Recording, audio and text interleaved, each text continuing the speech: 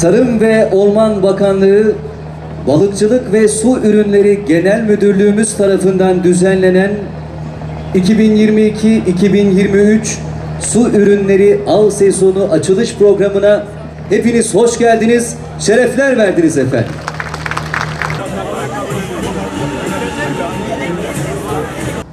Rabbim bizlere böyle güzel, böyle özel bir coğrafyada yaşamayı nasip etmiş ki toprağında, suyunda, denizinde, havasında ayrı bir bereket var. Ekolojik özellikleri ve birbirinden farklı 4 denizimiz hamdolsun Rabbim bizlerin hizmetine sunmuş. Bunları hep birlikte korumak durumundayız. Bu varlıklarımızı koruyacağız ki siz kıymetli balıkçılarımız da korunmuş olsun. Bunu bilim insanlarıyla, sektör paydaşlarımızla ve balıkçı kardeşlerimizle hep birlikte yapacağız. Balıkçımıza külfet getirmek için değil, aksine suyumuzu, denizimizi, balığımızı gelecek nesillerimize bırakmak için tedbir almak durumundayız. Moda tabirle buna sürdürülebilirlik adını veriyoruz. Uyguladığımız tedbirlerle ve getirdiğimiz kurallarla denizlerimizi korumaya çalışıyoruz. Bir yandan denizlerdeki varlıklarımızı korurken balıkçılık sektörümüzü de bütün gücümüzle destekliyoruz. AK Parti hükümetleri döneminde balıkçılarımıza bugünün parasıyla 10,2 milyar Türk lirası tutarında ÖTV indirimli yakıt desteği, yetiştiricilerimize 7,2 milyar TL destek ve diğer desteklerle birlikte toplam 18,2 milyar Türk lirası tutarında ödeme yaptık ve yapmaya da devam edeceğiz. Su ürünleri avcılarına, üreticilere Ziraat Bankası aracılığıyla düşük faizli kredi imkanı getirdik. Sektöre 2002 yılından bugüne kadar bugünün parasıyla 13,9 milyar Türk lirası, 2021'de ise 936 milyon Türk lirası sübvansiyonlu kredi sağladık. Dün itibariyle yani 30 Ağustos itibariyle 2700 balıkçımıza 1,9 milyar TL tutarında şu anda kredi kullandırmış ve hesaplarında bu bakiye bulunuyor durumdadır.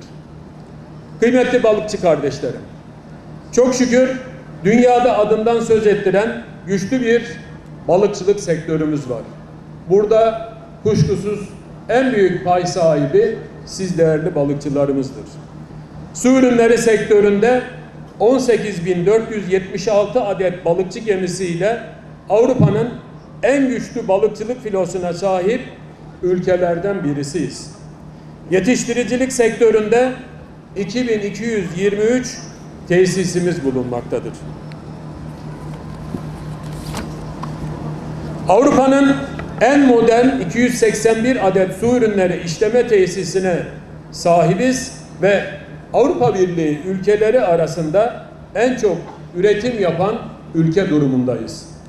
250 bin vatandaşımızın istihdam edildiği sektörümüz sizler sayesinde büyüyor ve gelişiyor.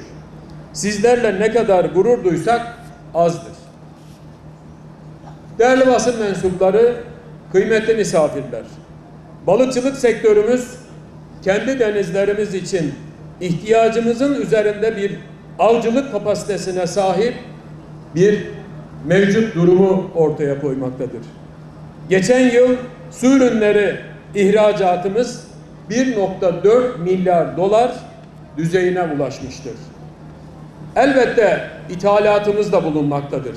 Ama ithalatımız sadece 200 milyon dolar düzeyinde kalmış ve böylelikle de 1,2 milyar dolar dış ticaret fazlası veren bir sektör pozisyonundayız. İnşallah bu yıl için ihracatımızın 1,5 milyar dolar olmasını bekliyoruz.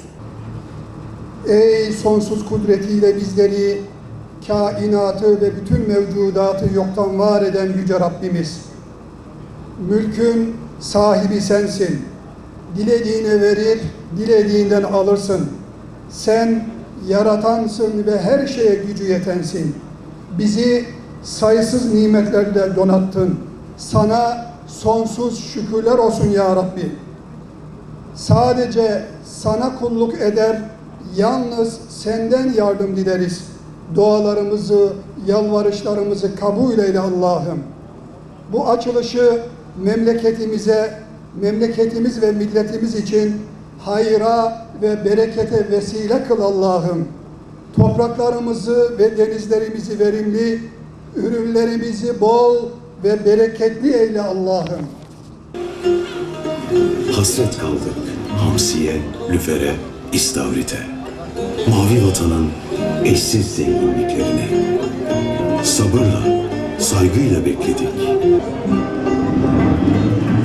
Müjdeler olsun. Açık olsun diyorum. Hepinizi Allah'a emanet ediyorum. Türkiye Cumhuriyeti Tarım ve Orman Bakanlığı Balıkçılık ve Su Ürünleri Genel Müdürlüğü.